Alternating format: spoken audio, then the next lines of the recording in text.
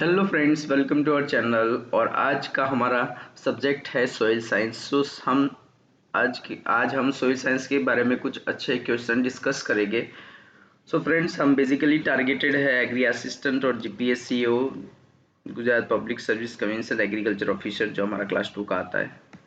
Friends, first one, leaching is required for the reclamation of which soil? Acidic soil, alkaline soil, saline soil or saline alkaline soil? Here the right option is option number C friends। जो saline soil होता है friends, उसके reclamation के लिए हम use करते हैं leaching और फ्लडिंग को, एज वेल एज हम FIM भी उसके अंदर यूज़ करते हैं। और फ्रेंड्स, उसके बाद जो अल्कलाइन सोइल है, अल्कलाइन सोइल के अंदर हम क्या क्या यूज करते, तो अल्काइन सोइल के अंदर हम जिप्सम होता है, आयरन पाइराइट, उसके अंदर यूज करते हैं। फ्रेंड्स, आप वो भी याद रखना। और जो फ्रेंड्स एसिडिक सोइल होती है, एसिडिक सोइल के अंदर हम बेसिकली जो हमारा लाइम होता है, लाइम को हम यूज करते हैं, आप यो भी याद रखना। और जो फ्रेंड्स जो कैल्करियस सोइल होती है, उसके लिए हम सल्फ्यूरिक एसिड यूज करते हैं, वो भी आप अच्छे से याद रखना फ्रेंड्स, जो हमारी कैल्करियस सोइल होती है।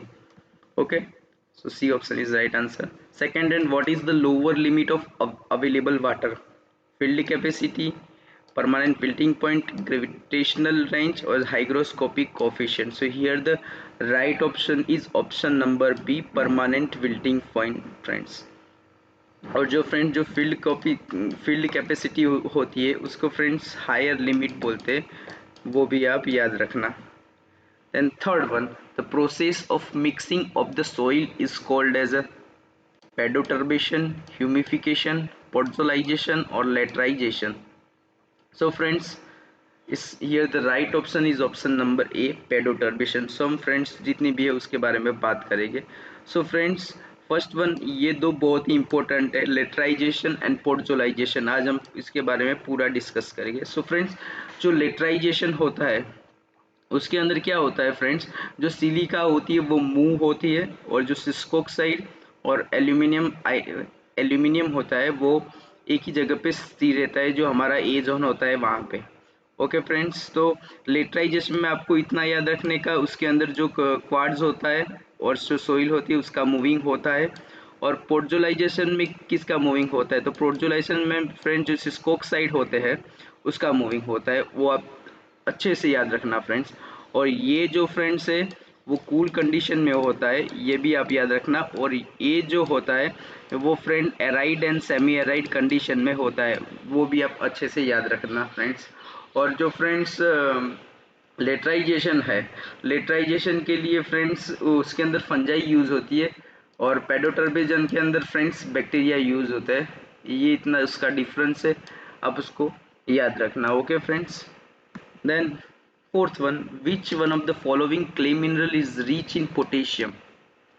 Elite, kaolinite, vermiculite or silicate? So friends, here the right option is option number A, elite. Okay friends, then after fifth number question, which of the following rock also known as stratified rocks and aqueous rock? Sedimentary rocks, metamorphic rock, igneous rock or epidome? So here the friends right option is option number क्या आएगा, ए आएगा। क्योंकि friends sedimentary rock हम stratified rock क्यों बोलते हैं, क्योंकि friends ये जो रॉक होता है वो लेयर में पाया जाता है। फ्रेंड्स, इसको स्ट्रेटिफाइड रॉक हम बोलते हैं। Then six one is which one of the following is the equivalent acidity in kg per 100 kg of urea fertilizer? 18, 48, 110 or 92? So friends, here the right option of option number A। Friend, हम जानते हैं कि equivalent acidity क्या होती है। Friends, जो equivalent acidity होती है refers to the acidity developed by fertilizer measured as the amount of calcium carbonate required to neutralize it। Friends, कोई भी फर्टिलाइजर होता है वो एसिड उत्पन्न करता है। फ्रेंड्स, जो एसिड वो निकालता है, तो एसिड निकालता है तो कितना हमको कैल्शियम कार्बोनेट चाहिए उसको न्यूट्रलाइज करने के लिए, उसको ही फ्रेंड्स हम इक्विवेलेंट एसिडिटी बोलते हैं। फ्रेंड्स, वो यूरिया के केस में 80 होता है, मैंने यहाँ पे आपको लिस्ट आउट कर दिया है। जो एनहाइड्रस एमोनिया होता है उसके अंदर फ्रेंड्स 148 होता है, याद रखना अच्छे से फ्रेंड्स, कई एग्जामों में पूछा गया है। एमोनियम क्लोराइड 128 इक्विवेलेंट एसिडिटी है एमोनियम सल्फेट की, 110 है, यूरिया की 80 है, डीएपी की 77 है और एमोनियम नाइट्रेट की 60 है। ये जो टेबल है फ्रेंड्स अब अच्छे से याद कर लेना, बहुत ही एग्जामों में पूछा गया। जो एनहाइड्रस एमोनिया है वो 148, and ammonium chloride 128, ammonium sulphate 110, urea 80, DAP 77 और ammonium nitrate 60। In India, which order has negligible area? Aridisol, andisol, histosol, inceptisol. So friends, here the right option is option number C. जो histosol होता है वो negligible होता है friends. Okay और friends ये किसके लिए, ऑर्गेनिक सोइल के लिए इंपॉर्टेंट होता है, ये भी आप याद रखना friends. Okay then the origin of soil, its classification and its description are examined in pedology, petrology, edaphology, none of this. So friends, here the right option is pedology. Okay friends, but हम अगर plant के relationship में बात करें तो friends हम उसको edaphology बोलते हैं।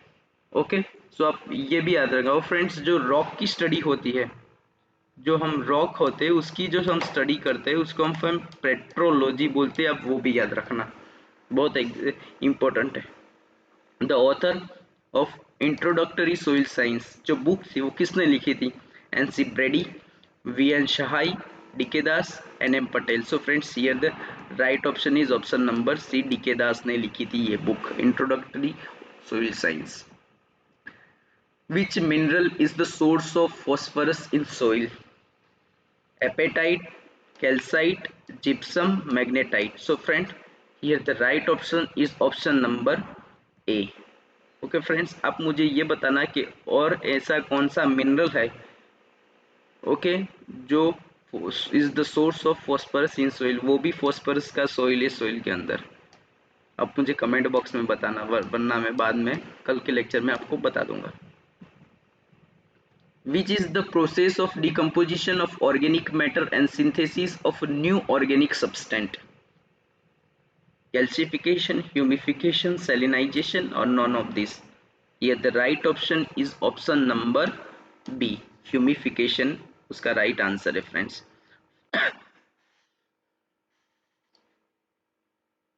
Sorry friends, which is the process of decomposition of organic matter and synthesis of new organic substance, here the right option is B. but friends, जो salinization हम किसको बोलते हैं, तो फ्रेंड्स जो हम सैलिनाइजेशन मीन्स जो सोडियम होता है फ्रेंड्स उसको फिक्स करने के लिए उसको बोला जाता है, और कैल्सिफिकेशन जो कैल्शियम क्लोराइड होता है उसको फिक्स करने के लिए कैल्सिफिकेशन बोलते हैं friends. Soil, a soil profile contain how many main zones, जो फ्रेंड हमारा जो सोइल प्रोफाइल होता है वो कई डिफरेंट जोन में बटा हुआ होता है।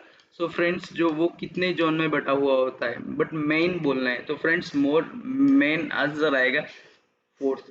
बट फ्रेंड्स ऐसे उसके अंदर 5 लेयर्स होते हैं, ए बी सी आर और फ्रेंड्स कई लोग ओ भी बोलते हैं।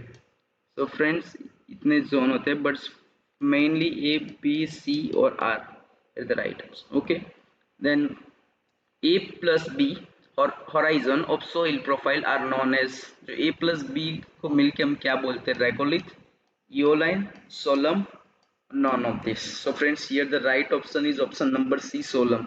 और जो friends जो A plus B plus जो C होता है उसको हम क्या बोलते हैं, उसको हम फ्रेंड्स हम regolith बोलते हैं, आप ये भी याद रखना।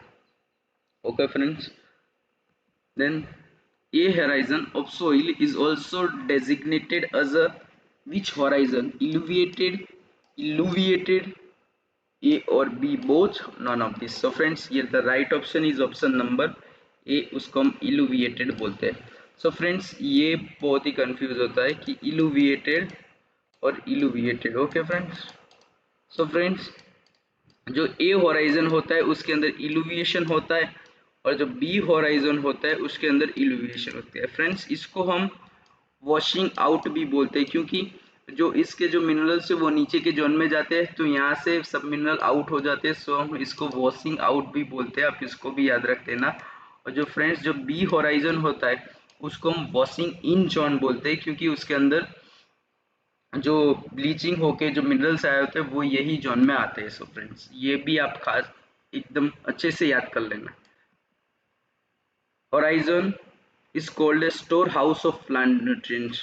A, B, C और R. So friends here the right option is option number B.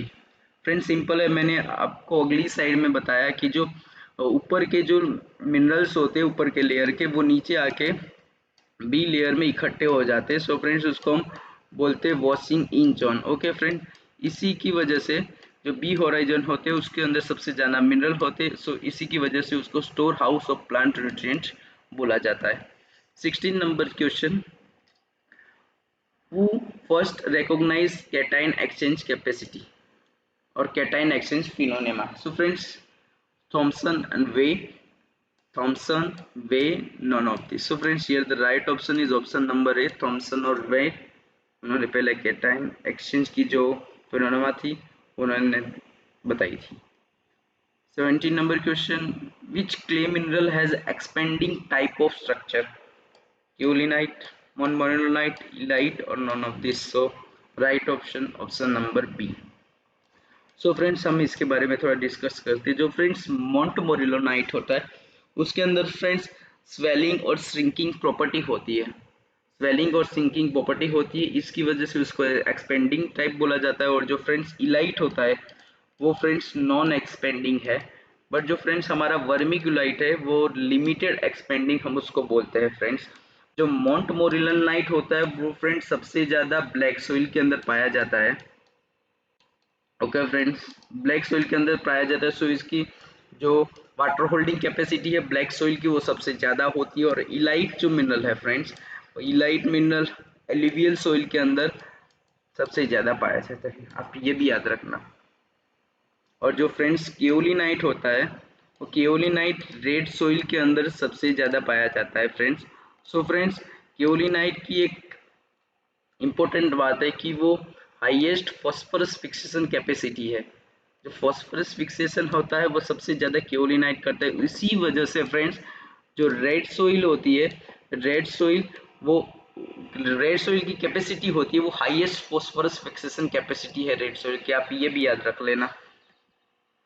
18 number, the transformation of organic nitrogenous compound into ammonia, ammonification, nitrification, denitrification, mineralization.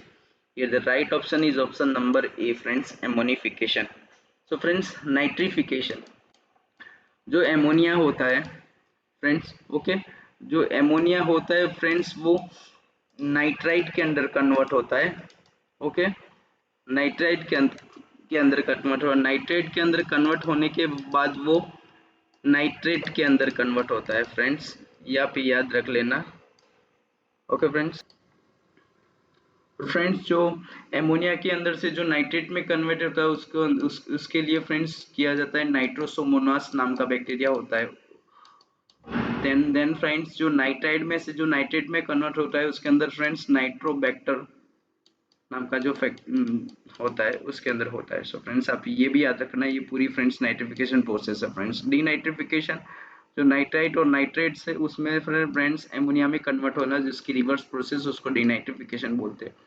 Then after friends mineralization, mineralization में क्या होता है friends, जो unavailable form में जो रहता है minerals उसको हम अवेलेबल फॉर्म में करते हैं। सो फ्रेंड्स उसको मिनरलाइजेशन के बोलते हैं। ऐसे ही फ्रेंड्स जो ऑर्गेनिक मैटर होता है, जो ऑर्गेनिक मैटर होता है उसको इनऑर्गेनिक में कन्वर्ट करते हैं, उसको भी फ्रेंड्स मिनरलाइजेशन बोला जाता है, आप ये भी याद रखना, दोनों ही इंपॉर्टेंट है एग्जाम पॉइंट ऑफ व्यू से।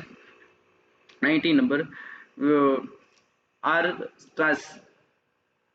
Sorry friends are transitionally between bacteria and friends, जो फ्रेंड्स नीचे में से कौन सा ऐसा माइक्रोब्स है जो ट्रांजिशनल बिटवीन बैक्टीरिया और फंजाई के होता है? Actinomycete, soil bacteria, nematode, protozoa. So friends here the right option is option number A, actinomycete. और फ्रेंड याद रखना कि जो हमारी फंजाई बैक्टीरिया और एक्टिनोमाइट्स। जो फ्रेंड्स जो फंजाई होती है वो एसिडिक कंडीशन में रहना पसंद करती है, और फ्रेंड्स जो बैक्टीरिया होते हैं वो फ्रेंड्स मीडियम कंडीशन में रहना पसंद करते हैं, और जो फ्रेंड्स एक्टिनोमाइसिट्स है वो फ्रेंड्स ज़्यादा पीएच के अंदर रहने का पसंद करते हैं। आप ये भी याद रखना, ये भी इम्पोर्टेंट है।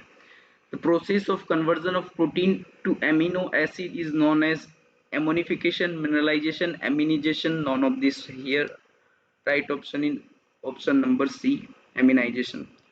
So friends, आज हमने सोइल साइंस के 20 क्वेश्चन डिस्कस किए और उसके रिलेटेड जितना भी फैक्ट्स था वो भी हमने कवर किया।